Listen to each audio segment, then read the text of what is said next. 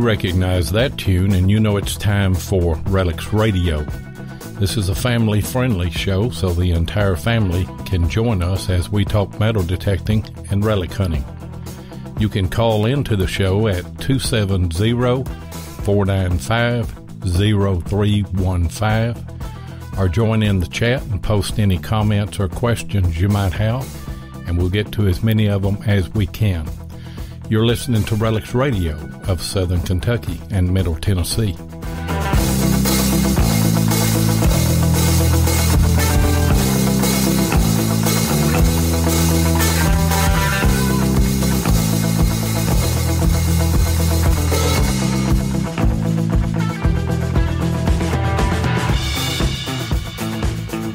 And it is October the 25th, 2018. I tell you what, guys, midterm elections are just around the corner, and that Latino version of Woodstock is now 17,000 strong, headed for the southern border. Some nut jobs sending fake bombs all around the country, but do you know what? It is still Thursday, and I've got a ROC Cola and a moon pie, and Relics Radio is about to go live. I am your host, Digging with Seven. And I'm your co-host, Tennessee Jeff. And I do not have a moon pie, so I am jealous. I don't either, but my aunt used to always send me to the store, and she'd never say RC. She'd say ROC. Go up there and get me a ROC Cola and a moon pie. And I never, that was back in the 1800s, you know, whenever. When moon pies were big? Yeah, whenever I was just a little kid. Episode 52 this week, Jeff.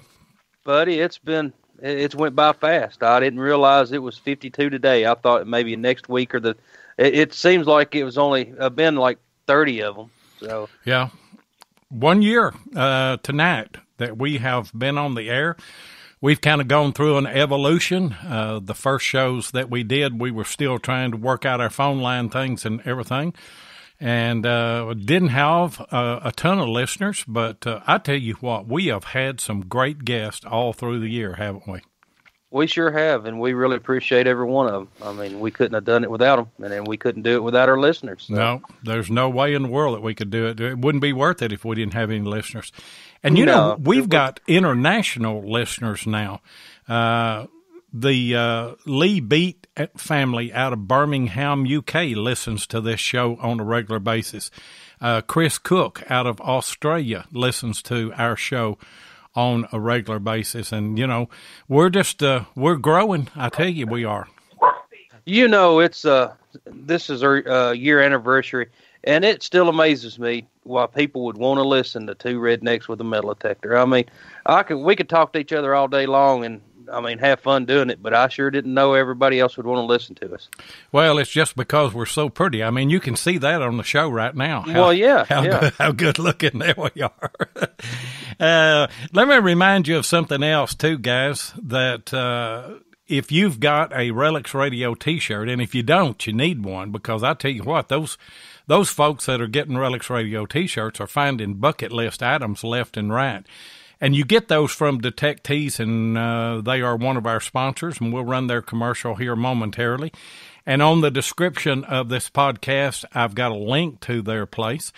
But anyway, if you've got a Relics Radio T-shirt, take a picture of yourself and then go to the Relics Radio Facebook group page and post that picture, and we will give you a number. And then on the Thanksgiving show, which will be Thanksgiving night, we're going to draw a number, and somebody's going to win a Garrett AT Pro Pointer, and I ordered that Monday, so it should be here it should be here, I guess, maybe tomorrow. But and then Ken and Mark Guthrie said that they were going to throw in a hoodie on that. And then also on Digging with Seven YouTube page, we have a Christmas giveaway. And Tim Henderson of Murray Branch Outdoors has donated a MineLab Go Find 44 metal detector. All you have to do is just go in on that video and in the comment section comment Go Find.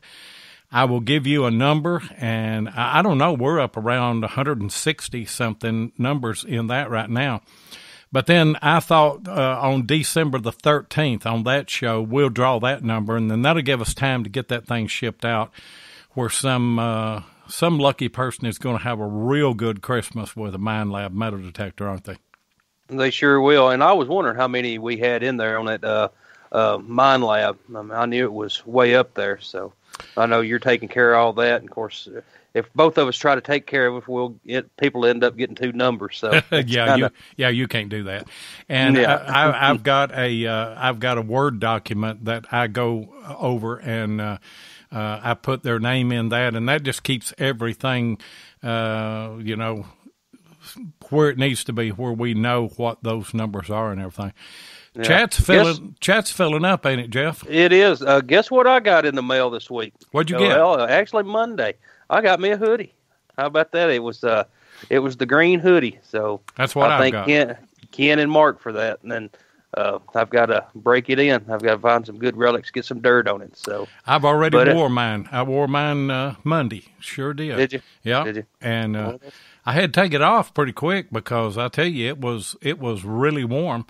And something else, and I think I sent you a message, but Digging with Deej sent us a couple of stickers, and then Sue Roberts that filled in for you whenever you went to the Hippie Fest, when you went to the Redneck Woodstock, she sent us some Coens, and so thanks to both of those ladies. You didn't have to do that, but no, you sure didn't. Thank you very much. But we really appreciate it.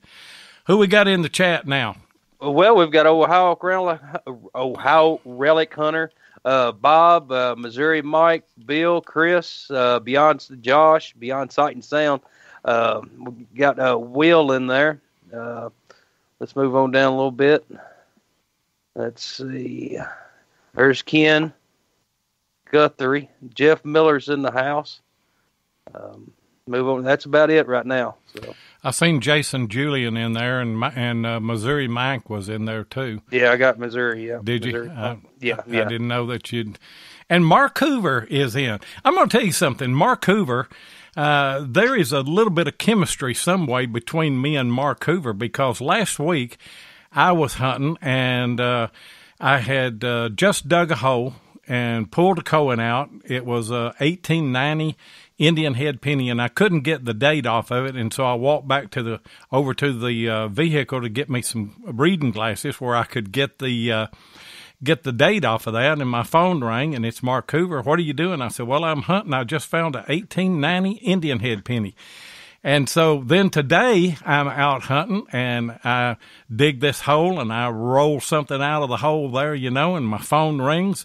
I've got my phone out. I'm fixing to record the clip, and my phone rings, and I look at it, and it's Mark Hoover, and he said, what are you doing? I said, well, I'm hunting, and I just found a Colt 44 I was fixing to film. So if you can get Mark Hoover to call you, you'll find some good stuff.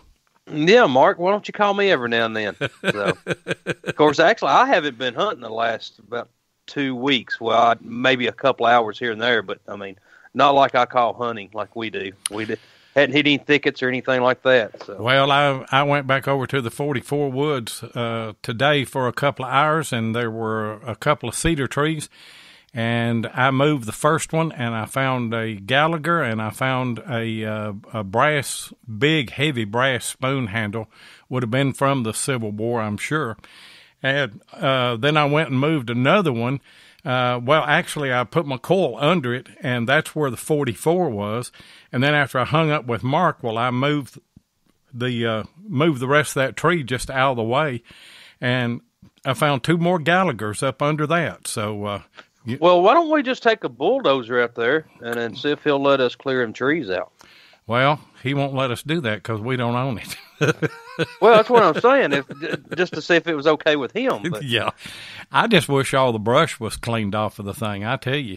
There's still stuff there. But I'm hot on the trail of, I don't think, now that I've hunted the thing for 5 years, I don't think it's the camp. I think it was a big picket post is all that I think it is.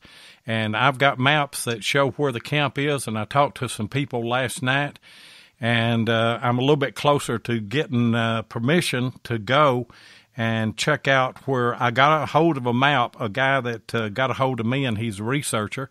And he told me, he said, I'll send you some stuff. And he sent me a map. And I'd never seen the map, and Chad Comer had never seen the map. And Chad has researched that quite a bit, about as much as I have.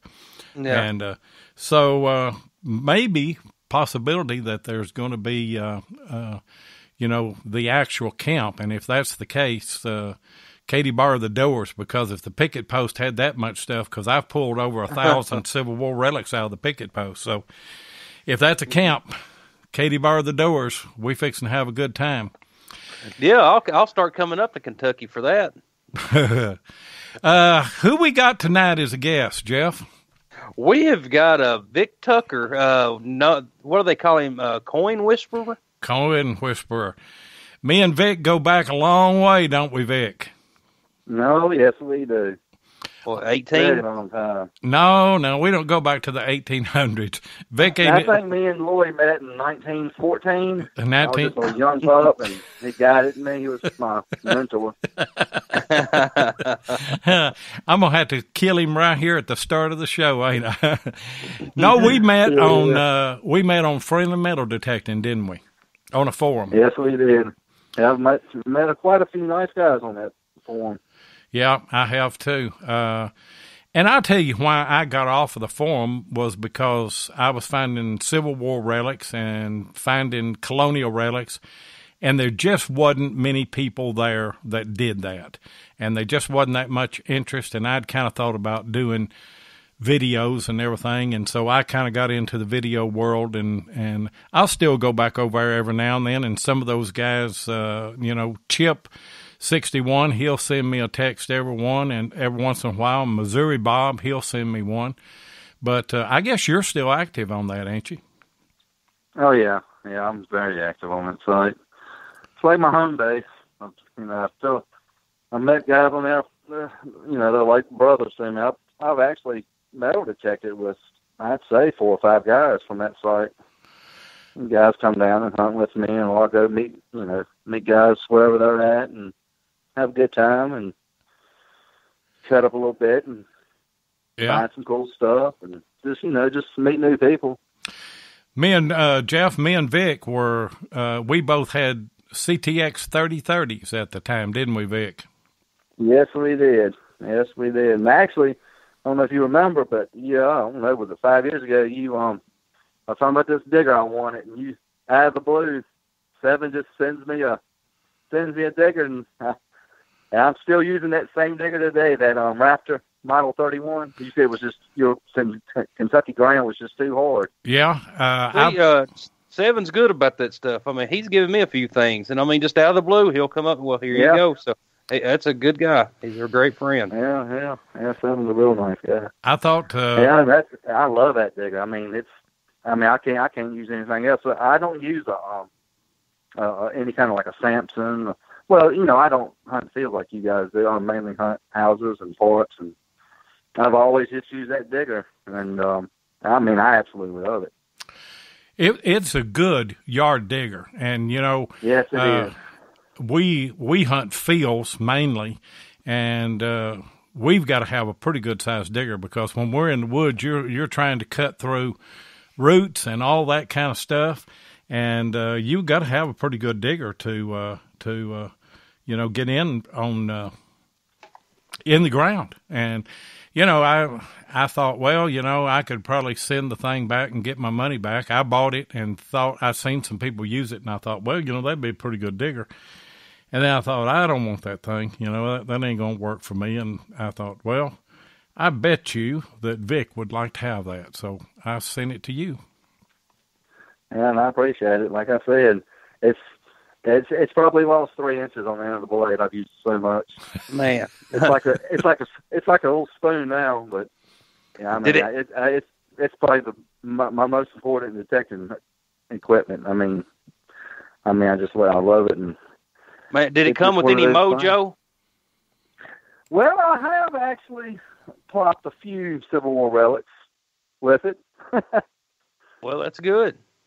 So some of that 7 magic dust rubbed off on it. Man, well, maybe he needs to send me a digger then. I haven't found any Civil War artifacts in the last month or so. Of course, like I said earlier, I hadn't been out too much. So, but what detector do you use now? Well, now I've had so many. Right now I have the Equinox 800, and I have the CTX, which the CTX it's like an extension of my right arm. I've used it so long. You know, it's my yard and park detector. Now, if I'm going to go like hunt my little Civil War picket post or hunt a field site, I'm taking the Equinox. Yeah. How you know, like the CTX is for? Oh, I love it. I mean,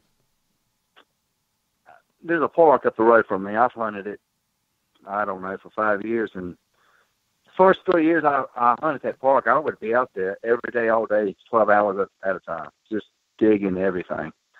And there's the front yard, I mean, it's huge, and people have been hunting that place since detectors were invented, and because they had a several campsites on it and everything, and it's only like 2 miles from where the Union took over the Capitol. They had a Capitol here for 10 days. And so there's a lot of history around that area, and you dig everything and hoping to find a button or whatever. Well, I hunted it for like 3 years with the CTX, and I hunted it with the Deus, and I hunted it with the E-Track, and you name it, I've used it. Well, it got to the point where I wouldn't even go to the park. It was so bad, if I didn't have nowhere to go, I'd just stay home. Well, I got that Equinox.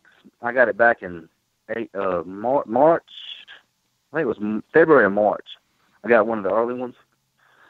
Mm-hmm. And I took it to that park, and the first day, in the same way I've always hunted, I pulled 2 V-nickels, 3 Indian heads, and I found found some silver cufflinks. Couldn't believe it. I mean, it absolutely blew my mind. And I said, I got to go back. So the next day I went, I found a large scent. I found 2 or 3 more Indians. I took another V-nickel. I dug a general service button, and I dug a 3-ringer. Man, that is a prime example. And I mean, I'm telling you, in this area, me personally, all my friends, we have absolutely hammered till there were no signals. And that Equinox, I don't know what it was, but it pulled those signals out of the ground. Now, what program are you running on your Equinox? I personally I only use Part 2. Okay. I just find Part 2 is sensitive to low conductors. I don't know. I think Part 1 is supposed to be for high conductors, but for me, and some guys' videos I've seen, Part 2 is just a deeper program. It's more sensitive, and I've had great success with Part 2. But I have a story. I was hunting this woman's yard. I've hunted it countless times. Found a few good things. And it's a small yard. And I didn't want to open CTX a couple times. And then the Knox, I found a few wheat pennies in Part 2. And I gritted it.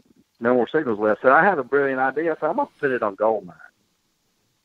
I put it on Goldmine, and I'll find stuff at ridiculous depths. I mean, it's kind of hard in Goldmine because you got power lines. But when it hits a target, it sings. And I dug a Mercury down on the edge. It was probably 9 inches deep. And it just, it just came through it. And I put it, before I dug it, I put it back on Part 2, and it was nothing. But that Goldmine, Goldfield or Goldmine, it come right through. Man, I may have to upgrade 7. See, I done got the bug now. I want the other 2 modes in it. Yeah. Yeah, I'm telling you that. I don't know. I can't remember if it's called Goldfield or Goldmine, but and then see what you guys hunt. And some people, I know you guys got the GPXs. Yeah. But it's a nice option to have on that Knox. Yeah, I never heard anybody using the Gold program for Cohen hunting and everything. That's interesting.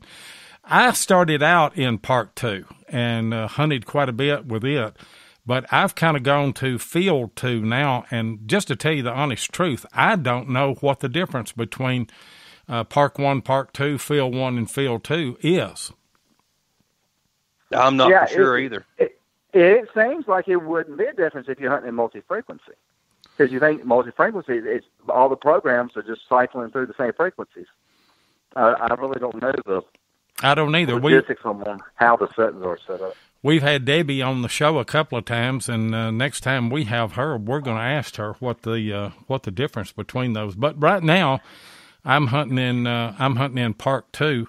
I mean, in Field 2, and having real good luck. And I think the key to all that is the multi-frequency. Hey, guys, we've got to take a hard break right here and run a commercial, and we'll be right back. Hey, Seven, we's looking good in our new Relics Radio T-shirts. Yeah, Ken and Mark Guthrie of detectors.com done brung them to us. Yep. And they makes other shirts, too. Yeah, boy. Detectors.com can handle tees for your club, hunt, or any other promotion folks may have. They even got the Wide Pride shirts. Yeah, them boys does the manatee crawl. Yeah, scooting on their bellies. That's what I said. The manatee crawl. Looks like slugs eating jelly. So whether you hunt horizontal or vertical, tell the folks where they need to go, TJ. www.detectors.com.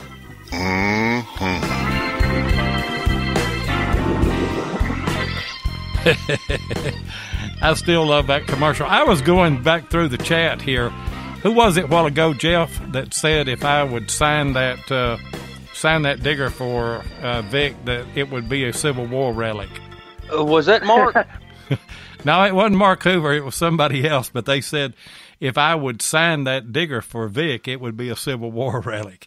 Now, that's the kind of stuff I got to put up with here, Vic. All these people. Oh, that's a good one. All these people. That was Will. Was it? Okay. Yeah. I went back up. Of course, my chat locks up pretty quick, but it's still going right now. Yeah, well, I see we had Jeff Ford in the house now, and Tim Henderson.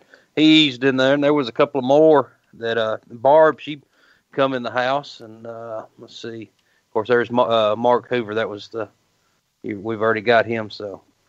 Yeah, I had old Barb come down to my area. I had to show her how to dig some coins one day. Oh, did you? She'll tell y'all. Oh, yeah. Yeah, I've known Barb. Barb's a good girl. I've known her a long time. I hunted with her 2 or 3 times.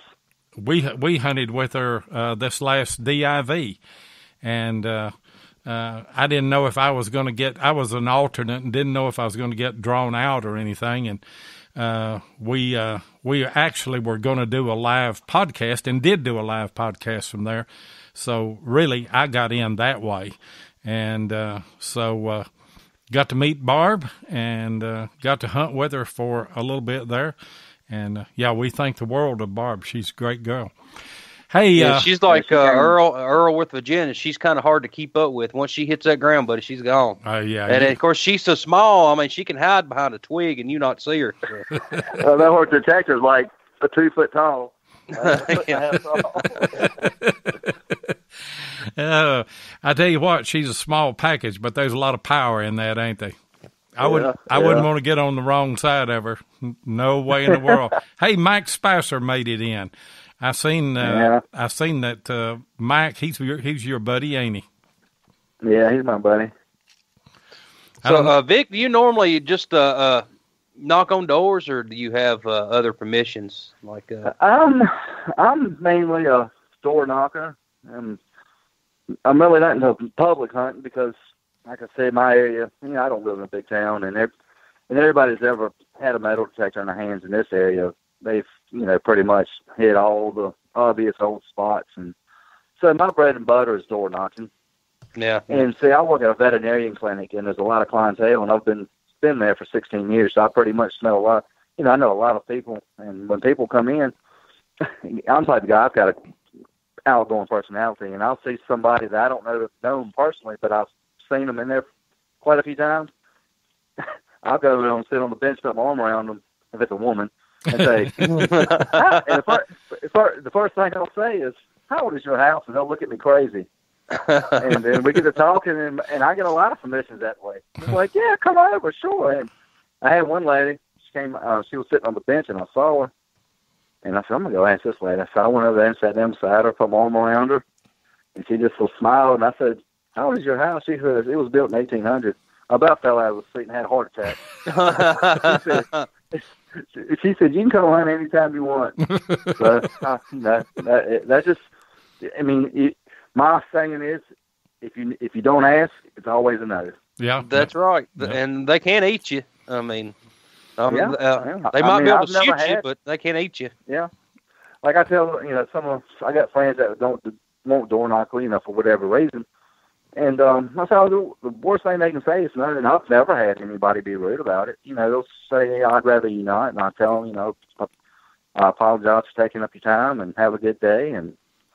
But I've also had people that said no, but I have an uncle down the road you might want to go ask, and got permissions that way.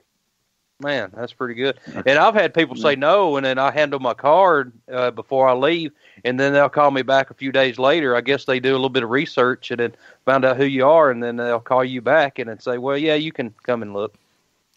Yeah. Hey, Vic. And I haven't. Yeah. Well, go ahead and finish what you was going to say there. Oh, I was going to say, living in a small area, I have a big advantage because where I work, it's like the most popular place where people take the animals. And so when I knock on somebody's door, and if they say no, I always say, I work over at the veterinarian clinic, and a lot of times they're like, "Oh, I take my dog there, I take my cat there. Go ahead," and they'll change their tune. Yeah. And I mean, it's a big advantage for me around here because I get so many yeses just because of where I work. It's a big advantage to live in a small community too. Yeah, I think the people are different, and everybody knows you. And if I knock doors here, I would think that it would be safe to say that 95% of those would be yeses if I went around and asked them. I just don't do it. That's not my style of hunting. Yeah. But I've got a perfect example of that. I've got a good friend. He's like a brother. His name is Vic Tucker. He lives in Chicago. And he says door knocking in Chicago, people are like, they're so we're wary of strangers, and people won't even open the doors. But down here in the South, it's nothing for me to be out in the middle of the country and see an 85-year-old woman sitting on a porch or sitting inside of a kitchen. I knock on the door, and she'll just tell me, "Come on in the house." Yeah. Mm-hmm. I mean that happens a lot. And it's, "Come on in."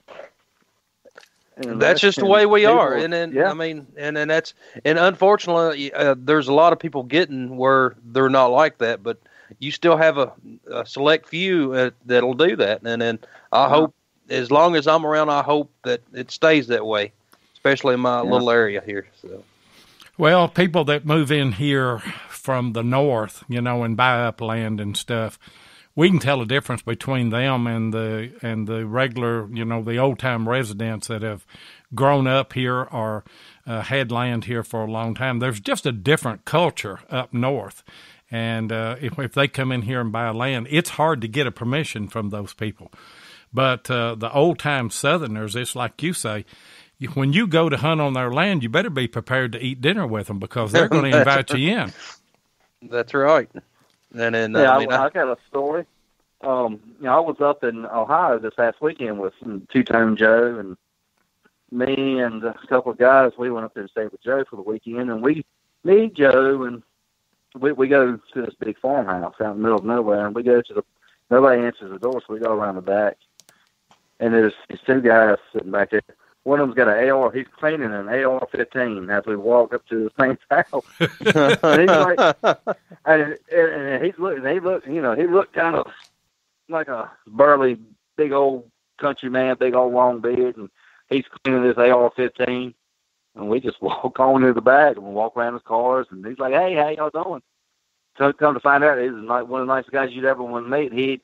He was showing us arrowheads, invited us in his house, invited me to come back this fall to hunt arrowheads in the fields. And, a lot of people would have, they would have been taken aback and wouldn't have just walked up to him. But, most of the... If you want to hunt a place, you got to do it. That's right. And then most of the guys you see that way around here, I mean, luckily they're nice. I mean, you want to stay on their good side anyway. And then they'll invite you in and then, I mean, treat you like family. And they just met you that day right there. And then, of course, they'll treat you like family. Hey, Vic. Yeah, that's the first time I've ever been in Texas with the back there shooting AR-15s and 9mm. Hey, Vic, tell Jeff about the girls' school. Okay. Well, back in 2014, I was at work, and my boss's sister, she does the books and everything there, and she used to work at this all-girls private school up the road. And I did, and the man that runs it, the dean of it, I've known him. I've known the man and his brother for many years, but I never knew where they worked. I never asked. And my boss's sister one day said, "Have you went up and asked to do the girls' private school?" And I said, "Are you crazy?" I said, "Those people will not let me up there in Metal Tech because it's a very exclusive place. I mean, it's what you can't just walk up there. There's guards. You walk up there, and there's 4 or 5 security vans asking you what you're doing there because it's rich girls from around the world go there. Henry Ford's granddaughter went there. Georgia Keith's famous author went there, and it's just a real uptight community, and it's just a different world." And she said, "You know that so and so is the dean?" And I said, "No way." I said, "Well, I'll ask him." Thinking to myself, he's not going to let me do it. And so I rode up there one day and asked to speak to him and told him what I wanted to do. And he said, "Sure." He said, "You can come up here." He said, "The only stipulation is, I prefer you not to be here when the girls are here. Parents might get upset."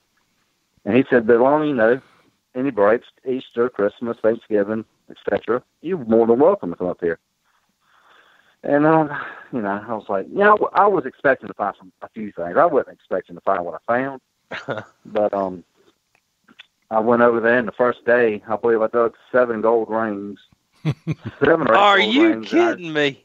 Oh, I dug. I mean, because the place is so clean. It was built in 1894. And the place is immaculate. In an all-day hunt, for example, I'm talking sun up to sundown on a Saturday. Digging every signal, foil. I'm sorry, anything not iron. I might dig 10 pieces of trash. Everything else is either a silver coin, silver ring, or a gold ring. And I say out of a year, I might get up there 10 times a year, maybe. In 3 years, I dug over 200 silver coins. I dug over 30 gold class rings. Probably 75 pieces of gold altogether. I dug well over 100 pieces of stone jewelry. I used to send 7. Every time I'd find something, I would send them a text. Yeah. And tell them 7. Your phone would be blowing up, wouldn't it? Yeah, it would. You would say, "Oh, you at the girls' school?" Yeah.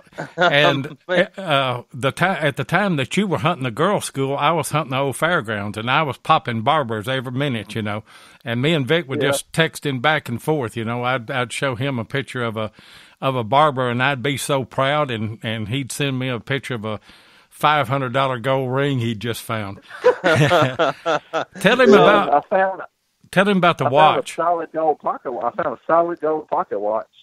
I was hunting around the base of an old solid gold. I was hunting around an old cedar tree, and I get this funky signal. And it was a girl's. It wasn't a man's. It was a woman's pocket watch. It was smaller, and I get the signal. It's a little less than a zinc penny, and it was shallow. It was a shallow signal, and I was thinking it might be a ENDN or something like that. I wasn't expecting a gold pocket watch. So I popped the plug, and out pops this engraved gold watch. I'm thinking it might be. It's probably this way. There's no way. I opened up the case, and you could see where they had taken it in a bit pad because it had engravings inside the case, and it was a 14K mark. And I looked it up, and it was a maker that was real famous, and found that. And my second best find, I was down in the woods across the street from the main campus. There's this old, I'd say an 1880s house sitting down in the woods. They used to use it for music class. And it's overgrown now. There's trees. It's just, it's in shambles. It caught on fire back in the 90s. And I went that spring, and I'm allergic to poison oak, and it was poison oak. It was everywhere. Ticks everywhere, and I said, there's no way I can hunt now. So I said, I'll come back this winter. Well, fast forward to this winter. I go down there. Everything's clean. All the underbrush is gone. Poison oak's gone. And I'm having a good time digging silver dimes and stuff. And I get around this huge oak tree in the front yard. I get this signal. It's 7 inches deep.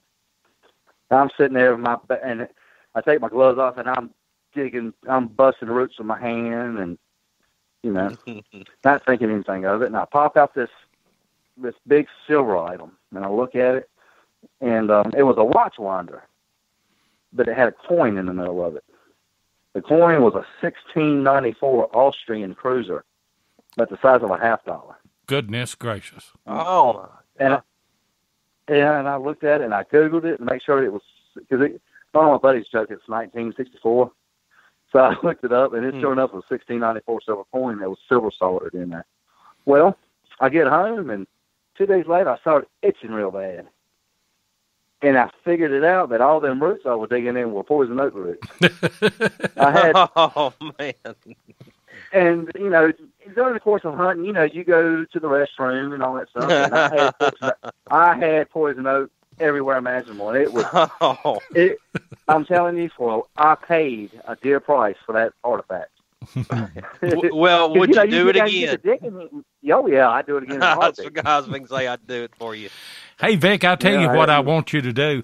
And you do post a lot of stuff on our Relics Radio Facebook group page, and we appreciate it. Put a picture of that watch sometime whenever you get some time, and then the watch winder and everything, so that everybody that's listening to the show here can see that, because it is amazing, I tell you. And there's no telling what that watch winder, it made the find of the month on MindLab's webpage way back when. Oh, I'd say it did, and it probably would today, too. Yeah. But you're awesome. Right. I mean, poison oak roots, they will still do that. And Miss Emily Copeland, the Little Digger, is on tonight listening to us, Shannon said. And we love it when we get these kids in here listening, don't we, Jeff? We sure do. And she's going really love it. She's going to be something to some competition for everybody, because she's already good. She can already find more bullets than Butch can. Hey, guys, we hadn't give out the call-in number, but and I'll get Jeff to throw it in the chat while I'm giving it, but it's 270-495-0315. We can still take multiple calls here at Relics Radio. Our Skype version still works as it should. And we've got Vic Tucker, the Cohen Whisperer on from Virginia. Call in and ask your questions. Jeff, did you see on the show prep any of the questions that were asked on it? I did. Kaya, how do you pronounce Kaya? I think it's Kaya. Kaya Monster. Okay. Yeah. She was wanting to know, Vic, what metal detector did you start with? Well, I started with an AT Pro, and I had it. I never used it as much as I should have. I used it for like 3 months. And after I got on Facebook and got on these military forum pages, I knew my path was coin shooting. So, of course, everybody that was, finding all these silver coins was using the E-Track and the CTX. And so I went and got an E-Track. Well, fast forward 6 months maybe. Well, actually, no, the CTX hadn't come out yet. So I had the E-Track. And that was about 6 months later, the CTX came out. And I was like, new toy, gotta have it. So I got a good buddy, YouTube guy, Dirt Fishing, Bill out of Missouri. Mm-hmm. Bill Sarver. He's had a CTX on the videos he was using, and I messaged him one day on Friendly. Told him, I have a practically brand new AT Pro and E-Track. Would you like to trade for that CTX? So he took call me. So after about 2 hours of talking, I traded him my 2 detectors and got that CTX, and I've had it ever since. I like to wheel and deal. I mean, most detectors I've had, I've traded. Traded up, trade this one, and just trade up, and so it's the CTX. I've had it since 2013, and like I was saying earlier, it's like an extension of my right arm. I'll never get rid of it. It's just I love it. I mean, I know it so well. I do like having a relic detector also. I want to get a GPX, but I don't have the sites you guys have to really justify the purchase right now for one. Yeah. Hunting yards. And it's not a detector that you can hunt yards with, or a place that has a lot of iron. I mean, it'll kill you. It's one of those places where you go to, especially mineralized ground like in Culpeper. It works great there. But also it's a deep machine, and you can go back over sites that have already been hunted with a VLF. But I remember me and you went through kind of the same evolution, because whenever I first met you, I think, we both had AT Pros, and then we both bought an E-Track, and then we both bought a CTX. And so we were just kind of brothers from different mothers, as far as detecting went. And that was quite a jump going from an AT Pro to an E-Track, wasn't it? Yes. Well, before I even started, I just started detecting back in 2012, the end of 2012. I probably watched 1,000 hours of video on YouTube of metal detecting, how to cut proper plugs, how to do things right. And like the AT Pro, that's what I got. I watched so many how-to videos on it that when I got it, I pretty much knew what to do. Because that's just, I just like a sponge. I just absorb the information and watch guys what to listen for, what to dig, it was a big help. And then I went to the E-Track, and of course I watched a ton of videos. But yeah, it was a jump, because I remember going out there and I forgot to noise cancel, and the thing would go crazy, and I was getting frustrated and changing frequencies and all that stuff. But after a while, it just becomes second nature.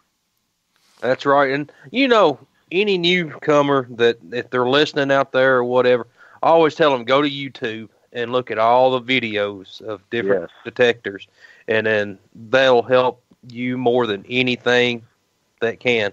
Is the YouTube videos. And with all of our experience, we ought to really be doing more videos that show newcomers how to use things and everything.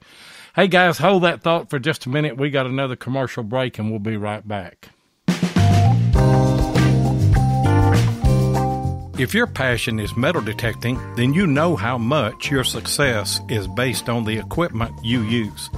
Let my buddy Tim Henderson of Murray Branch Outdoors in Murfreesboro, Tennessee, help you with that. Tim is an authorized dealer of Garrett, XP Deus, and Macro detectors and supplies, and he is now an authorized dealer for MineLab. So, if you're looking to get your hands on one of the new Equinox 600 or 800, then Tim's your guy. Murray Branch Outdoors is not only competitive in their prices, but the service after the sale is second to none. Tim not only sells detectors, he uses them, and so he can answer any question that you might have. Murray Branch Outdoors also deals in used detectors, and he'll take your old detector in on trade when you decide to upgrade. So give Tim Henderson of Murray Branch Outdoors a call at 615-948-4611 and be sure and tell him that Relics Radio sent you. Hey guys, the phone lines are still open, 270-495-0315. We're talking to Vic Tucker tonight, Coin Whisperer out of Virginia, giving all of his experiences and the machines that he's used. Hey Vic, what do you think about the XP Deus? I know you've had one of those. I don't know if you've still got one. No, actually, I had it for like a year, and I traded it for the Equinox. But I really enjoy the Deus. It was another one in the detectors. I drove myself crazy trying to learn it, watching all these XP tutorials, and at first it blew my mind. But I tend to make things more complicated than they should and have to be, because I want to know everything, every what every setting does, and going out and adjusting my settings to the ground I'm hunting. But after a while, it becomes second nature. Yeah, I really like it. I really like the days. I love the weight of it and how it breaks down. Especially when you're traveling, you can just fold it up like an accordion and put it in the back of the truck. And I really like the idea because I do arrowhead hunting in tobacco fields, and we were at a site and we started seeing pottery on the ground, but it was rode up and you couldn't swing a detector. So what I did, I took the dais, put the remote in my pocket, and just took the bottom end with the coil on it, and just swung it on the sides of the mounds, going down through that tobacco. Well, my buddies couldn't the metal detector, but I could with that, just the end of that dais, just the coil and the lower rod. Yeah. Hey, we got a call that came in. Miss Barb is on. What's going on, Barb? Good. How are you, youngin? Hello, Barb. She must be talking to me. No, she's talking to Vic. Vic. You are going up. Dang young and you're going up into his country here in a few days, ain't you? She's always pirates in my state. Oh, is she?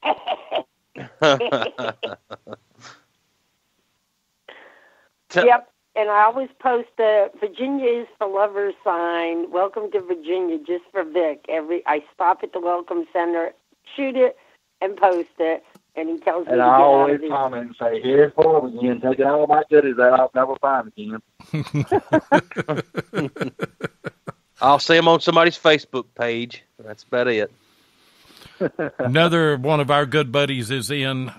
Matt Howe has come in, and Dennis is in. I don't know if we mentioned him. Chris Heimsoff is in. All of those. But you two, Barb, you've hunted with Vic before quite a bit, haven't you? I've hunted with him. I was at a conference in Greensboro, North Carolina, and so I zipped up and we met after work, and he took me to the Wheatie Park, and he found the only silver dime. I got a picture of that using my profile picture. And then we hunted in South Carolina together. And then she came up to the CWPPO in Ohio and hunted with me. She's my digging mama. Yeah. Yeah, Ohio Relic Hunter said that you had been to a couple of CWPPOs. We were going to go this year. I had planned to go, and I don't guess that there's going to be one this year, is there? No, there's not going to be one. Sam and Evan got married, and they had a plan for that all year long. She really didn't have time to organize it for this year, but she said it's definitely coming back. So it's a great time. It really is. I've been to every one of them, and you meet a bunch of awesome people and help a great cause. And it's a wonderful experience. It's one of the best things I've ever done. I love it. Yeah, it was a lot of fun. If I can't go to CWPPO, I'm gonna go up there and hunt with Ohio Relic Hunter anyway. As soon as I get everything out of the way, I got to go down into Tennessee on business here this next week, and then the week after that, I'm going to be in Indiana.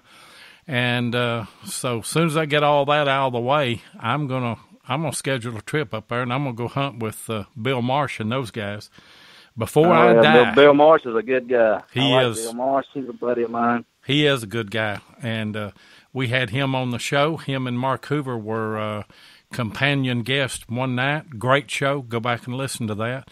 But it was a great show. Yeah, great people. But I wish I was going to digging in Virginia with Barb, but I ain't going to get to.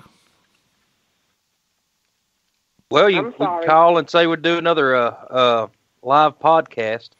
Yeah, we could probably get in. I just can't. I can't schedule the time to go or anything. But what farms are y'all going to hunt up there this time, Barb?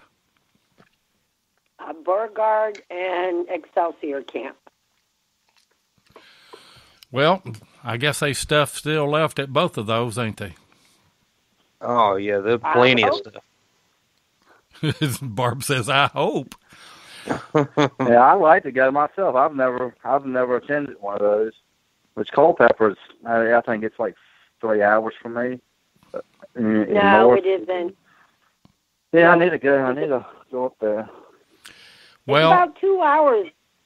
I come south out of Culpeper, into University of Virginia, whatever town that is. And the minute, it takes, 30 minutes to get there? And the minute you get through it, it says Dansville, I think 70-something miles. And I'm like, damn, Vic's only an hour and a half down the road. Yeah. Yeah, he come visit me. Yeah. And, if you go up there, though, Vic, now, Barb will tell you, that is hot soil up there, and VLF machines really, really struggle. Now, you can get in the woods. Yeah, that's the main reason I have not tried it, because, like I said, yeah, if I'm going to go, I'm going to have a GPX in my hands. Yeah, and you can't hardly afford to buy one just to go to a DIV once exactly. a year. I mean, because you're putting out a lot of money. But I tell you what, I have tried to the best of my ability to get you to doing more research. You and I talked back and forth, and you sent me some locations, and I pulled up some maps and located some places for you. I know that you've got some old colonial stuff in your area. If you just branch out and start doing some more research. Yeah, I was going to say something about that. I'm guilty of it. I'm not. My strength is not researching. I mean, a lot of my buddies, especially in Ohio, they'll research farm fields and find old stuff. And I've gone to historic areas, but it seems in my area, the maps don't go back I think it's 1918. And I see where guys will find these old plot maps from the 1812, 1810. And I need to go to my local library, I guess, and take a day and just go and try to find these old maps and just find coordinates and ask these farmers around here.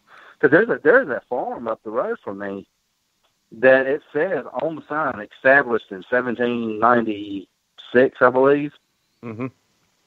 And I've been meaning to ride up and talk to the farmer and see if I don't know what he farms. I don't know if it's just, I don't know if it's a working farm or not. I don't know if he just has cattle out there or tobacco. I don't know. We'll see here at the house. So most of our crops are already picked right now. Well, I seen today they're picking a big cornfield down the road, and then we still have some soybeans out in the field. But that's our best fields is when they combine the soybeans. I mean, you can get right down to the soil too. Yeah, maybe Tennessee Jeff and Seven need to have a how-to video of getting guys like me into researching how to start, where to start. Well, see, I'll pick a rainy day. If it's going to be a bad, gloomy day, I'll go to the library or somewhere like that or here local. And my best map that I've got, it's a 1878 tax map.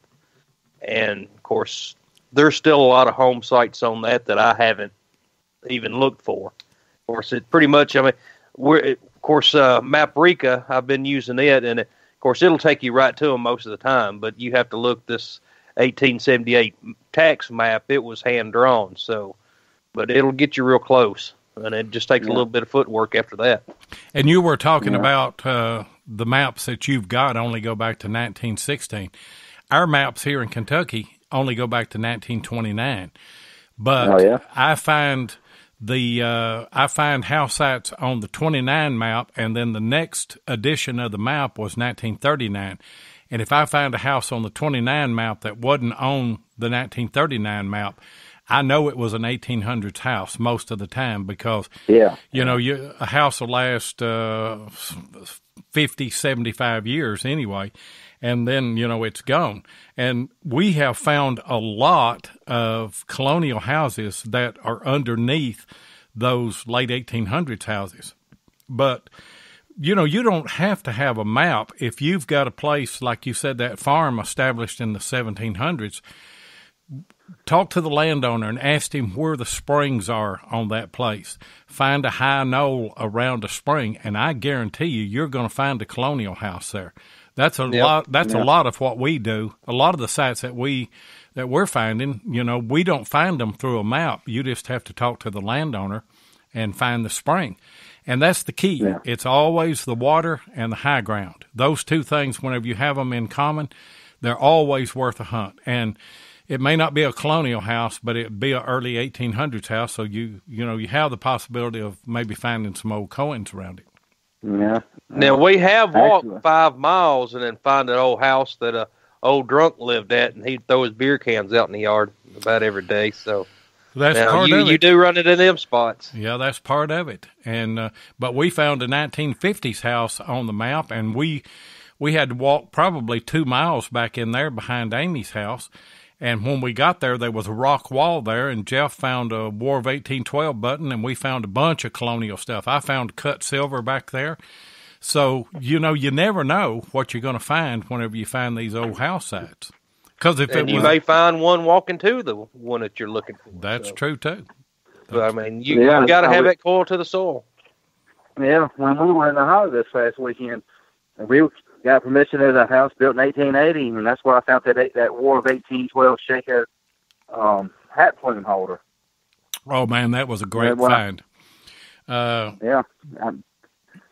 no rhyme or reason why it should have been there, but it was there. Yeah, I was going to ask you about that. In fact, I'd made a note about that and never did get around to it. But man, that was a beautiful piece that you found.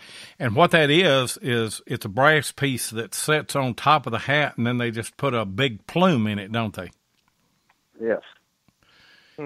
Yes. I was sitting there and I was digging, coins, from the early 1900s, and get the signal, and I thought it was going to be an Indian head chanting, but it was showing deeper, and it was a little louder. And I finally got to it, and I pulled it out of the ground. I saw that early eagle holding that shield, and I knew it was something good. But I said, well, it couldn't be a finial, because if you turned it like it should be in the pole, the eagle was upside down. I couldn't, and I said, well, maybe it's the end of a cane tail, but it's kind of heavy duty for that.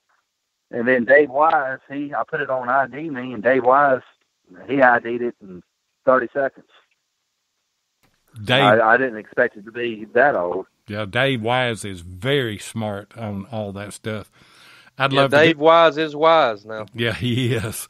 I'd love to go up there and hunt. He's another guy that I met on Friendly years ago, and we've been friends ever since. Yeah. He goes by, what, Heavy Metal Nut on that? Yeah. Hey, let me ask you a question. I found it with him, too. Let me ask you a question. Where did the guy go that had all the head stamps, that liked all the head stamps? What did he go by? It was Turtlefoot. Yeah, Turtlefoot, yeah. I haven't seen him in a long time. I know he had a website. He had a website, and that website is gone now.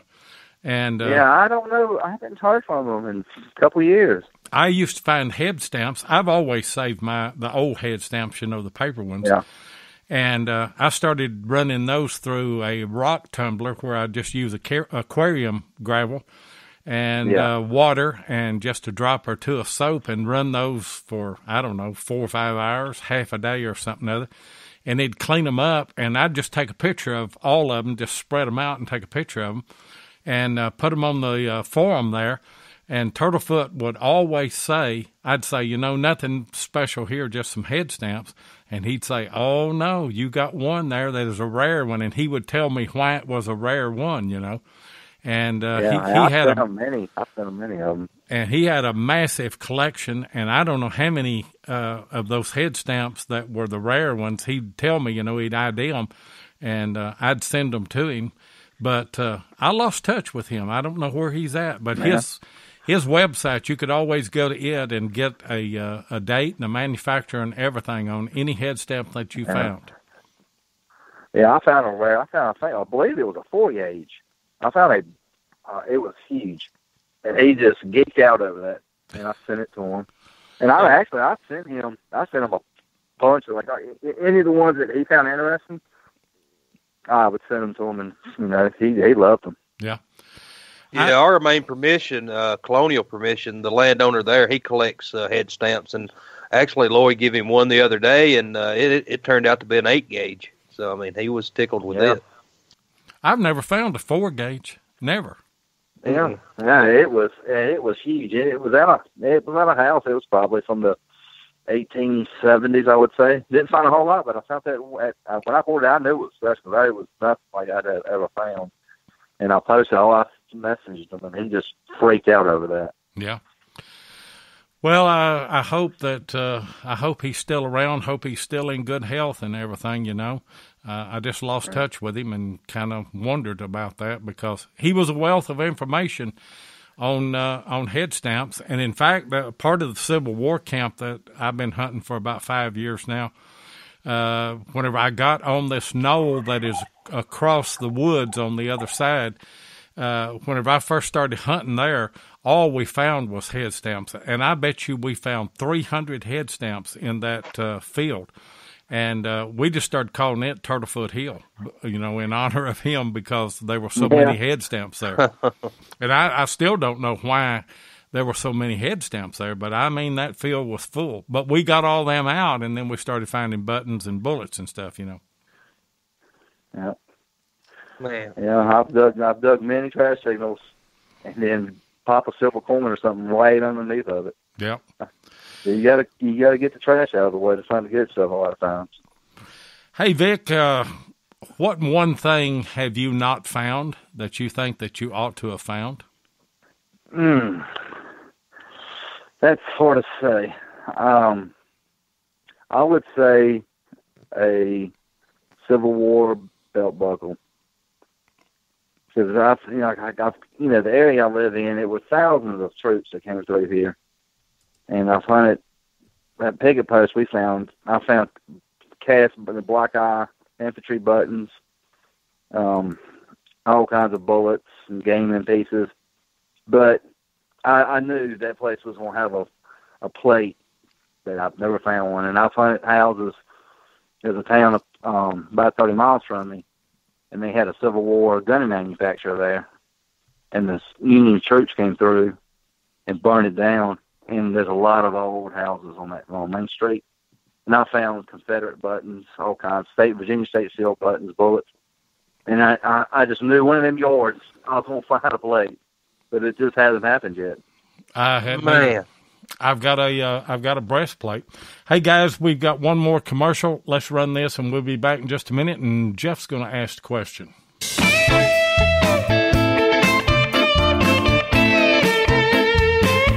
If you want to keep up with what's going on in the metal detecting world, then you need to be a subscriber to American Digger magazine. Butch and Anita Holcomb are the publishers of the magazine and have won awards for 3 straight years for being the best digger magazine on the market. American Digger magazine is available in both print and digital formats, so no matter where you live in the world, you can enjoy the latest happenings in the hobby. You can get in touch with American Digger magazine by going to americandigger.com or give them a call at 770-362-8671. And be sure and tell them that you heard it on Relics Radio. And while we're talking about American Digger magazine, I'm going to put in another plug. In the January-February issue of American Digger, my article on the Great Silver Hoard with Jeff Ford, Wes Stringer, and Chris Heimsoft will come out, and you need to catch that article. It is a good article on that. Go ahead, Jeff. So, Vic, with your just more or less door knocking everything and hunting for coins, what's your oldest coin? That 1694. Okay, coin all right. That was in that. So but that would be your best one too. Oh yeah, I don't think I'll ever top that. I've yet to find a U.S. silver older than a seated. Of course, the cap bust, straight bust is always on my list. But my holy grail of metal detecting, for me, being a coin guy, is a trime. I want a trime more than I want a gold coin. And we were in Ohio this past weekend. The guy that I went with, he's the digging partner of JD from JD's Variety Channel, Jerry. Yeah. He went with me, and we get this formation. We're riding the Ohio back roads, me, Joe, Jerry, and my buddy Keith, and we spot this early 1800s brick in the middle of a cornfield, still standing. And so, of course, we're salivating. We almost wrecked when we saw it. So there was a house across the street, and Joe went up to the door and asked the lady who owns the property, and she said it was a veterinarian. So we called the vet's office, and he said, yeah, go ahead. So we went down there. And keep in mind, my Holy Grail's a triumph, and his is a large scent. He's been hunting for 42 years, never found a large scent. That's why he goes. Well, we get out of the truck, first thing I find is a large scent. And I know he was just so, I'm sure he was so upset. 10 minutes later, 40 feet behind me, he digs a triumph. We were both like, this is opposite of how it was supposed to happen. Yeah. He digs my triumph, and I dig his large scent. Yeah. That's the way it goes. But I've never seen anybody as happy to find something in my life. He just started screaming, I found it. On the top of his lungs. I thought he was going to have a stroke. It's like, I found a triumph. I found a triumph. I mean, he was just going hysterical. It was awesome.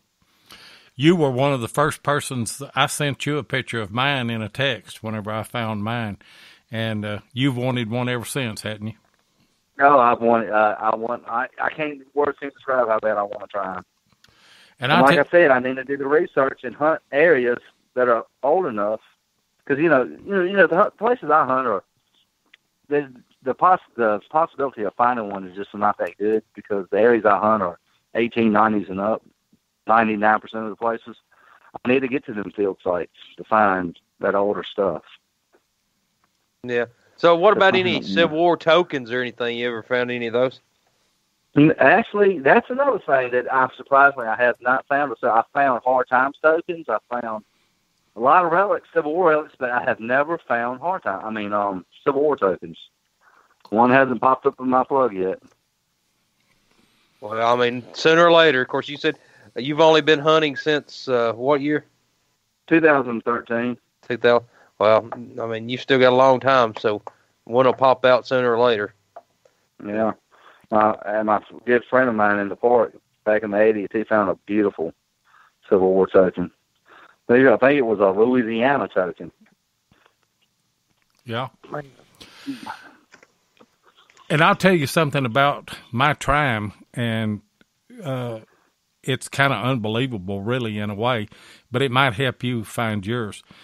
It rang up on I found it with CTX. It rang up about a 12, 25, 30, something like that. I sent you the numbers on it. It was, I know the air test at 1229. Yeah, it was. I've got that VDI ingrained in my brain. And mine was 2 inches deep. And I dug it out, and the first thing that I thought was it was one of those little tabs off of a kid's drink. And I said, dadgummit, that's what, them kids throw them things down here, and we think that we got something. Yeah. And then I went to wipe it off, and I seen that big star on it, and I thought, that's not a kid's drink. I don't know what that. And then I turned it over, and I was really, really surprised whenever I seen those 3 bars, and then seen the date on it. I don't know what mine was. 1852 or something like that, but it was. That's what his and my buddy's was. 1852. Yeah, that's a common date, and there's nothing more beautiful than them bars and then that star coming in through there. So, and they're so incredibly tiny. You would think people would have lost a lot of them because they wouldn't be easy to keep in your pockets. You pull anything out, those are so small. If they hit the ground in the grass, you never. Oh, they're gone. They sure are. Yeah. I think they're smaller. Yeah, his was 2 inches deep also. When he dug it out, he thought it was one of them children's play coins, like from the 50s or 60s. Yeah. Those little play coins, that's what he thought it was. I can't remember who it was. It may have been Matt Howell. If it was, just leave a comment. But somebody found a quarter of a real, and that was real small. So, I mean, it was, I think, probably about the size of a Trime, or maybe a little bit smaller. I don't know. I think it may be a little bit smaller than because a Trime and a half real there's not a whole lot of difference. Now the half real is larger than the Trime, but my Trime is on display up at the museum with a bunch of stuff up there, so I don't have it here to look at. But my cap bust half dime and my seated half dime, both of those are really small. And I'm like Vic, it looks like that they would be really easy to lose, and if they ever popped out, good luck finding them in the grass. Yeah. Anybody they could walk in the house and get the metal detector back then. Oh, yeah, you're right. They couldn't. I mean, they just had to, if they kind of knew where they lost it, just look for it, and you know how hard that is. So, I mean, and one thing about coins is, of course, I know nothing about them. And, I mean, you may have a little, like a curl in this busted hair that makes it worth 5 times as much as the other one. And, of course, the mint marks. I mean, I guess the best mint mark coin I've got it was a 1876 Carson City seated quarter. Yeah. And, of course, the mint marks make them worth different amounts of money. And, I mean, it's so many I really don't know the varieties and all. But, Jeff, you dug a cap bust $50, didn't you? Oh, yes, I did. Actually, I've dug 2 of them. I saw that video, and now you're just trying to make me jealous. Well, the first one that I dug, it's a real one. It was 1813, and I still have it. And then I dug, it was a 1830, I want to say 1830s counterfeit. It was made of pewter. Oh, and actually, Relic Bob, he has it right now. So, yeah. I mean. Yeah, I watched that video not long ago, you digging that $50, and I was like, it's a cap bust $50. And see, in the video, I mean, I was just as calm, went back to the truck to get something to clean it off with or something other. And I have no idea. I mean, if it had been a gold coin. I know you guys are screaming at me what it is, but I have no clue. Yeah, I mean, if it had been gold, I would have known it was better. But, I mean, all I knew, it was an American coin. And, of course, I was at the time, now if it said CS on it, I would have been a little bit more excited. But, I mean, yeah, I just went back to the truck and come back. And, I mean, of course, after about a week later, after researching, I realized what I had. It took me that long to figure out exactly what I had. So, and that one spot, many years, that's all I know. Just that one spot, I got it one way, and I'd been over that site many a times, and I just got a little beep, and it was a solid beep, and then I dug down, and bam, there it was, and I need to hit that spot some more with the Equinox, and I just haven't done it yet. You need anybody to help you. I'm just a phone call away. All righty. I don't believe that now, because I invited Vic and his whole family up to stay on the houseboat and come up here and hunt with me. Yeah, I was telling my wife about that earlier. I was telling who I was talking to tonight. I said, remember 7? I said, yeah, the houseboat. And she said, oh, yeah. Yeah, I talked to you earlier. I need to come up there and help you guys one weekend this fall or next year or something. We got to get up sometime. It's been too long. Yeah, it is. And, our best hunting time is right now through spring, because all the crops are out and you can hunt all day and it's cool. And, the ground is wetter this time of year. Signals are better and everything. And of course, you have the deer hunters this time of year. And then, of course, actually, that's what I was doing today. I was trying to line my muzzleloader up. And, of course, let me tell y'all a little story. Jeff Ford and Wes Stringer, they come and hunted with me and Seven at a Civil War site. But anyway, Lloyd asked me a couple of days earlier, he said, do you want these big display cases that Jeff is bringing? And I was like, well, he says, I don't have room for any of them. And I was like, well, I'll take both of them. So here this big horse trailer pulls up with Jeff and Wes in it. And so we opened the back of the trailer up. And unfortunately, the case had fell over. Well, the 2 cases had fell over. And when you're talking about glass, this looked like the front of, I guess, General Hospital in Nashville or Vanderbilt Hospital. But there was glass everywhere. And then, of course, I said, well, I'll go ahead and take these display cases. I'll just put more glass in it. And so we were putting the display cases in my shop, and at 7, like, he went around one corner and so happened he hit my muzzleloader. And unfortunately, it was leaned up against the wall, and then bam, right on the concrete. So that's what I've been doing today. So getting ready for deer season. Well, yeah, that just pays you back for making an old man carry 900-pound case. That was just one end of it. Oh, yeah, I know it. Those were massive. I've never seen a case like those. They wouldn't be. I couldn't afford to put glass back into things, I'll tell you. Well, it was $150 for one pane, and that was a lot cheaper than I thought. And then, I mean, of course, these pieces of glass, the doors on it weigh 100 pounds. So, I mean, they're huge. Hey, guys, we got a little bit of showtime left, and call-in number, phone lines are still open, 270-495-0315. We're talking to Vic Tucker, Cohen Whisperer, out of Virginia. Call and talk to him tonight. Ask him any questions that you want. And Jeff Miller put in here, and I think Ohio Relic Hunter said something about it too. I'm almost afraid to ask this question. And you just remember, Vic, that we got kids that are listening to the show, but they wanted to know about your secret deer scent and how it helps you metal detect. Yeah, good old Jeff Miller. He's got to rib me a little bit. I don't have any idea what he's talking about. Oh, you don't? Okay, well. I think he's just goofing with me. Okay. Because Jeff Miller's a good buddy of mine also. Yeah. Yeah, so he comes up to the CWPPO and we all have a good time. And so I think he's just ribbing me a little bit. Maybe a story that we'll tell somewhere else or something other too. Yeah. I have all these things conjured up in my mind that would scare a young child to death if they were to hear it, I think. I'm thinking, well, does it work? I might need to hear it a couple of weeks when muzzleloader season opens. So, yeah. Now, I was sitting last night. I live right in the city, and I live in a little development. In the city deer here, you can walk in within 5 feet of them, and they don't even look at you.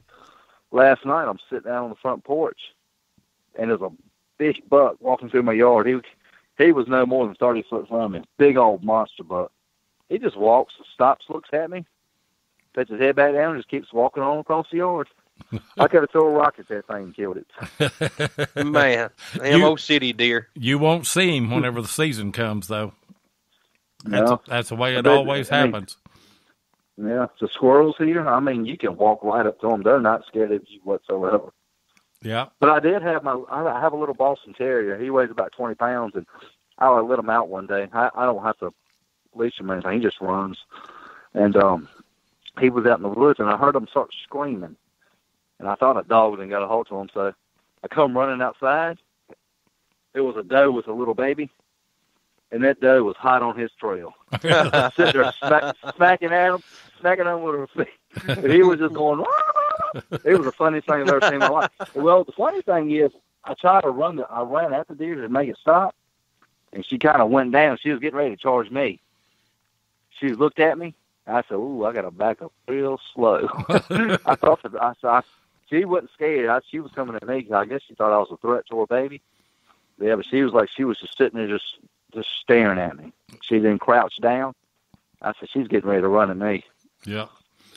Well, that's better than what happened to Jeff, because we hunted a spot down at Murfreesboro, and this big bull got after him. And if the ground hadn't been wet and the bull hadn't slipped, Jeff wouldn't be here. That's right. And you know what was it? Probably about 15 minutes before that, he was kind of bellowing a little bit, and I said, "Now don't act stupid."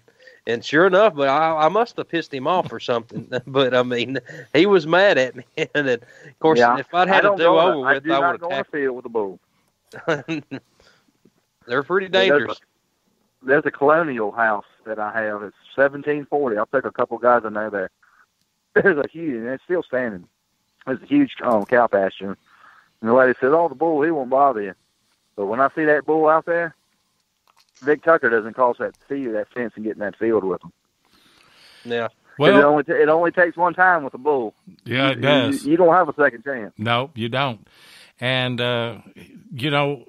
somebody told me, I think it was Mark Hoover or Ohio Relic Hunter 1, said we were telling that bull story, and Jeff run to the fence and throwed his GPX and everything over that barbed wire fence, and I mean he scaled that baby just on a dead run.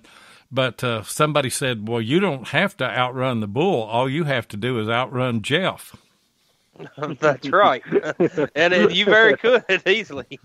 So I know we've got a couple of bulls that are made for colonial permission, and I mean they seem friendly. I mean they get mad at each other every now and then, but I mean we've had them walk up fairly close to us. Well, I mean we give them their space. We don't want to walk up and pet them or nothing. So yeah, they just don't wear a red shirt when you're out there, Jackson. Yeah, with the bullseye on you. Yeah, I know. Yeah, I remember when I was a kid, my family owned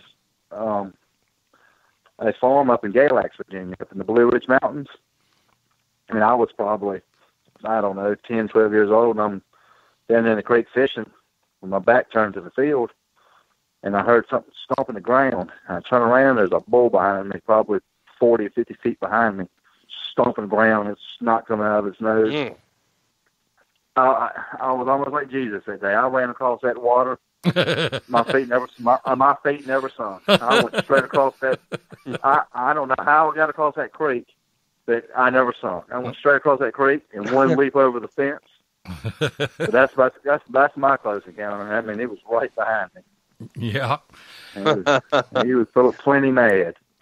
I was hunting with a guy one time at one of my colonial sites along the Cumberland River, and there was a bull in there, big old Charolais bull, great big thing. And he'd never been any problem at all. But we watch him and give him his space, and if he moves over our way, we'll move out of the way. And this guy was wearing headphones, and I noticed that the bull, he came through, there was two fields, and it was separated by a fence, but the gate was open between the two fields. And I seen him come out of the other field that we wasn't hunting and come into the field that we were hunting. And he was walking right toward this guy, and this guy was down digging a hole, and I hollered at him. I said, hey, the bull's coming, Well, he had his headphones on. He couldn't hear me at all, and I was screaming, the bull's coming, and the bull looking at me, like, what are you hollering about, And but he just walked up there and put his head down and looked over the guy's shoulder down in the hole, and I mean, he about had a heart attack over that. And me too, because there wasn't nothing I could do. I wasn't going to go over there. That's funny when you're hunting with cattle. I know pretty much everybody has. And the cows, bulls, whatever, they get curious of what you're doing. And a lot of times once you leave your dig hole, they'll paw at the ground and uncover that dig hole just to see what you left there. They think maybe it was food or something. And I've had that happen several times. You turn around, and then all of a sudden a herd of cattle will be standing right behind you, and you think, well, where'd y'all come from? Yeah. Horses are bad for that. Mm-hmm. Yeah. I was hunting a house site one time, and man had 3 Doberman pinchers out there. They were friendly. Well, he'd put them in the backyard while metal detected the front yard. And I was there probably 4 hours or so. I don't know how many plugs I dug. But I went to the backyard, so he moved them to the front yard. Well, I detected the backyard. When I come around the front yard, every plug I had dug, they had flipped them over. Every one of them. Dug down in the hole. And the guy, he was super. He was cool with it. I mean, he just laughed. I thought he was going to get mad because it looked like gophers had been all in that yard because those dogs, every plug I dug, they dug them a foot down. Every one of them. Yeah. Man. Hey, Vic. Jordan Anderson put on there, says, wait till one of the cows come up and lick you on the back of the neck. Yeah, you'd have to clean, he said you'd have to clean a pair of drawers. And yeah, if they licked me on the neck, I probably would.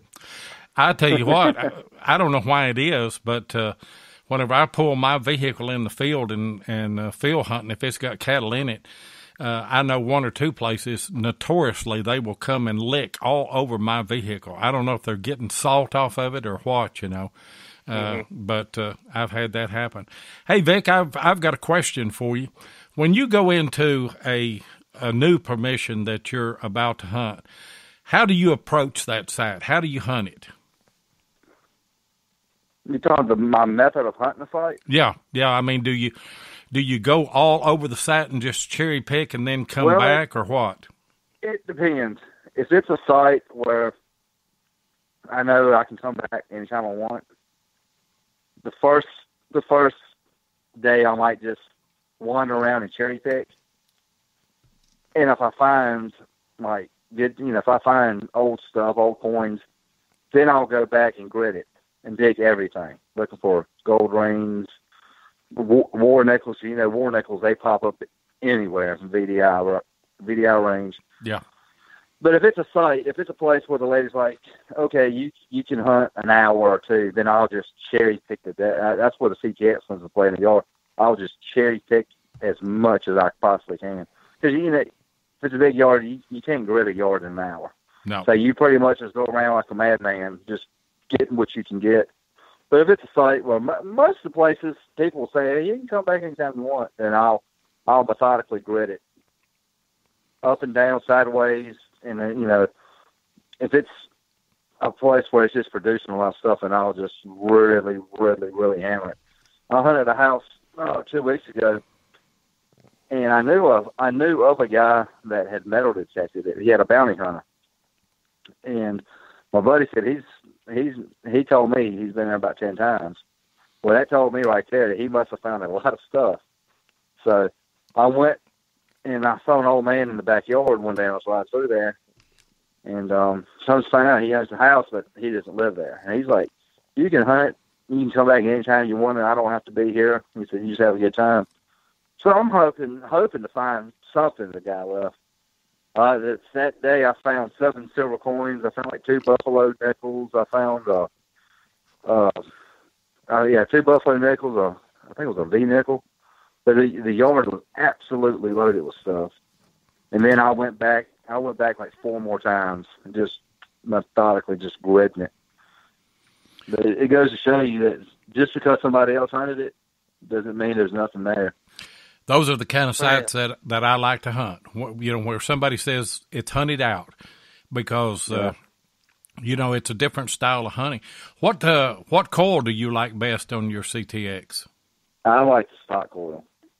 Do you? I've got the big 17. I have the 6-inch. The 6-inch, it's just too small for me. And plus, I don't hunt sites that are absolutely loaded with irons because, like I said, most the places I hunt, they're mostly 30s, 40s, some 20s, and they're just not loaded with iron. You got trash, but usually it's not very heavy. Yeah. But if I'm hunting a big field site, I'll throw the 17-inch on. If I'm at the beach, I'll put the 17-inch coil on for added coverage. Yeah. So I've never been a fan of super small coils. Yeah. Well, we've got a question. What about being pranked by Eddie? Eddie Smith. Eddie Smith. Oh, good old Eddie Smith. Where do I start? He's pranked me so many times. Well, the first time he pranked me, we were at CWPPO in 2015. We're up on I think we went through the woods and was up in a field.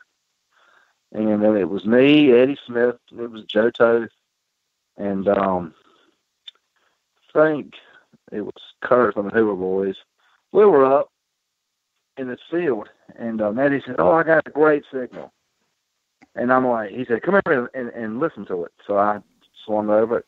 I said, man, that might be a silver coin. And of course, I should have known something was up when everybody grabs their cameras and starts filming.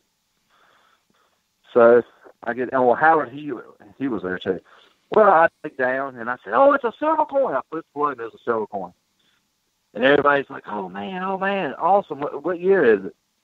So I look at it, I said, that's 1984. And they all busted out laughing. Eddie had just put a slit in the ground with his ledge and stuck the quarter down there. And I said, it didn't register in my brain. I was like, how is this coin not tarnished? It's clad. And they just died laughing. And it took me a good 5 minutes to realize he had planted a coin.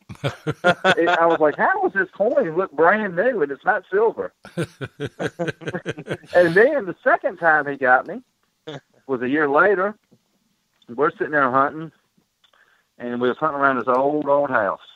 and a couple of Civil War boats had been found around that area that morning.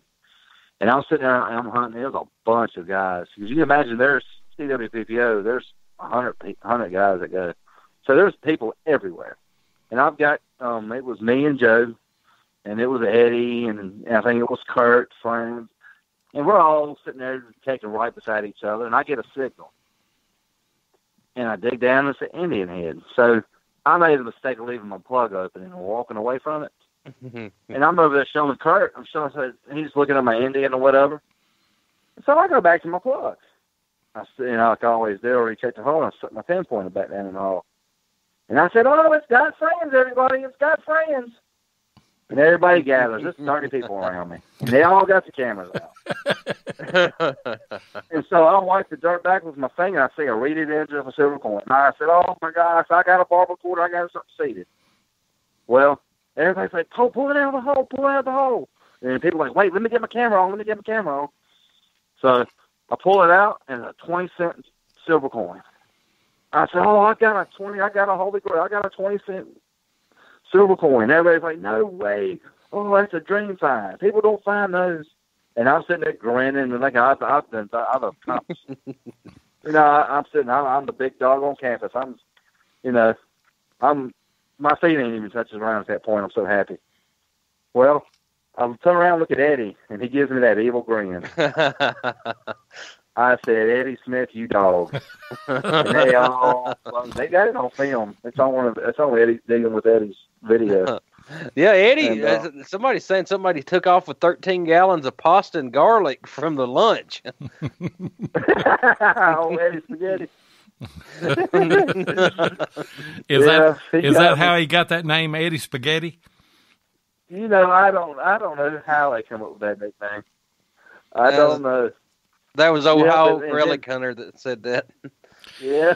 And then last year, we're sitting there at the meet and greet at the CWPPO, and I was sitting there beside Eddie, and we're eating, and I made the mistake once again. You think I would learn my lesson? I opened up a Mountain Dew, and I had it beside me. I get up and walk away. I'm over talking to somebody. I come back, take a drink out of my Mountain Dew. It's got salsa all in it. It was relish. It was hot dog relish. He dumped a whole big pile of hot dog relish in my drink. Man. Yeah. So tip, anybody that ever hunts with Eddie Smith, don't turn your back. Don't let your plugs, because he's gonna prank you somehow, some way. He's a character, ain't he? And, he's a character. And one good thing about him, he's always on time, isn't he? Yeah. He's always on time. Yeah, Joe. Is he about his own time as I am? Yeah, he's probably worse than you are, if you can believe that. But I remember Joe one time had a video. He said, "I'm waiting on Eddie Smith," and I don't know, they were supposed to start hunting about 8 o'clock, and Eddie got there about 9. He's sitting in the parking lot. Yeah. Yeah. Yeah. Hey, Vic, I got him back though. What'd you do to him? At the CWPPO, I had some of that liquid fart spray. I don't know if you ever smelt it, but it's awful. It's awful. And I sprayed old Eddie a couple times with that. They got that on video too. Yeah, I had to pay back. Yeah, I think Ohio Relic Hunter said something about that. Hey, Vic, It's been a blast having you on. Tell everybody how they can get in touch with you. You don't have a YouTube channel, do you?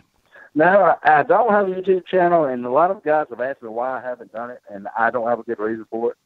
I just never have done it. I thought about getting a GoPro, but one of these days I'll do it, maybe, if somebody wants to tune in and watch me dig stuff. But, I'm just on Facebook, and, Vic Tucker's my name, and I'm on Friendly. If you guys go to Friendly Metal Detectors Forum, my handle there is Coin Whisperer. Yeah. And, that's pretty much it for me. Yeah. And, guys, if you go to the Friendly Metal Detecting Forum and you join up there, or you contact or say anything to Vic, tell him that you heard him on Relics Radio here.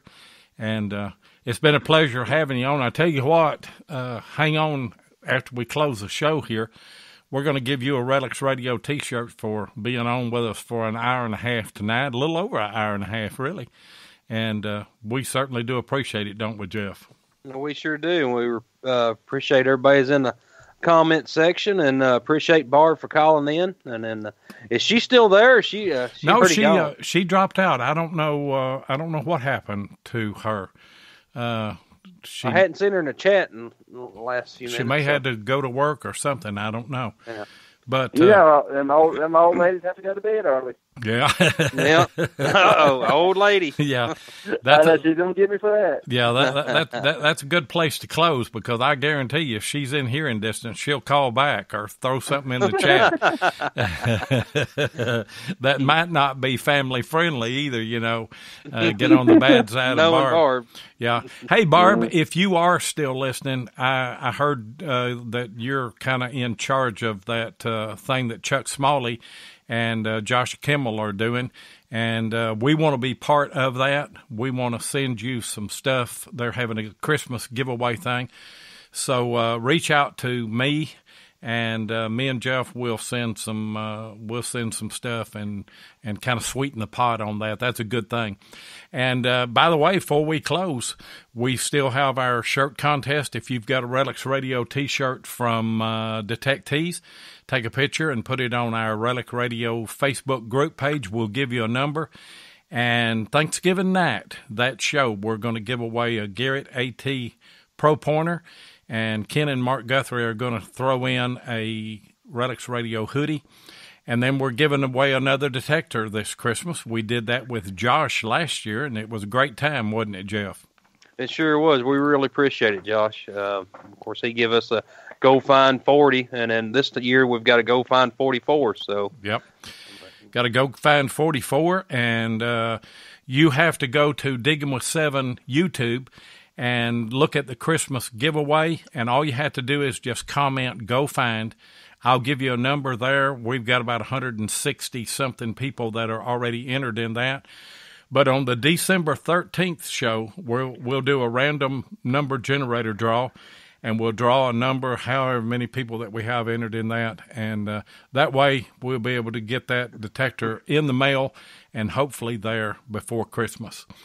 But we appreciate everybody that's listening tonight. Appreciate Barb calling in. Certainly do appreciate Vic being on the show with us tonight. And let me remind you, if you like podcasts like this, check out Beyond Sight and Sound Sunday night and Wednesday night with Josh at 8 p.m. Eastern. And then All Metal Mode is on at 8 p.m. on Monday night. American Digger Relic Roundup follows that Monday night at 9 o'clock Eastern. And then History Seekers is on Tuesday night at 9 o'clock Eastern, and Hardcore Metal Detecting is on Thursday night and Saturday night at 8 o'clock Eastern. And obviously, me and Jeff are on every Thursday night at 8 o'clock Eastern, and this winds up our first year. We'll have our anniversary show next week with the Keebler from Stealth Digger, so be sure and join that show.